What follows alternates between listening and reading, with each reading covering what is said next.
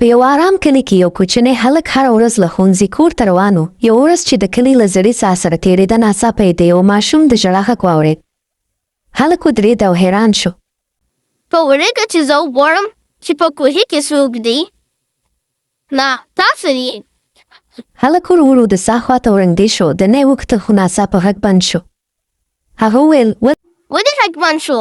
څوک دلته شته؟ هماغه وخت د اوبو له تیارو لاندې دوه سرې سترګې ښکاره شوې. هلک په ویره ویل یا الله تاسو دی زه کور ته ځم د وېرې. ناڅاپه یو سپین لاس د څاه له دننه راوه.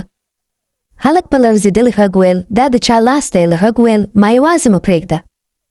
لږ وروسته یو کوچنی ماشوم له څاه ورو ورو راوه. سترګې یې سرې وې او مخ یې سپین و. ماشوم ویل ولې له ما وېرېږې؟ هلک په ویره ځواب ورکړ ته انسان نه یې.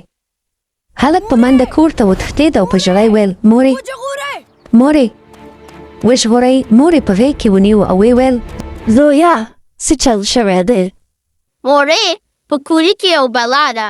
هغه وخت دروازه 3 ځله وټکېده. ټک ټک ټک. هلک په ویره ویل مورې هغه راغلی دی. مور ویل له ما شاته ودرېږ. څو شېبې وروسته د کلي ملا صاحب راغی. مور ویل ملا صاحب زموږ مرسته وکړئ. ملا ویل مه ویرېږئ زه به وګورم. ملا دروازه خلاصه کړه. هغه ماشوم لا هم بهر ولاړ و. ملا ترې وپوښتل ته څوک یې؟ ماشوم په غمجن غږ ویل زه لاره ورکه کړې ده. ملا بیا وپوښتل ولې دلته راځې؟ ماشوم ویل زه خپل کور نشم موندلی. بیا یې د زړې څاه خواته اشاره وکړه او ویې ویل زما راز په څاه کې دی.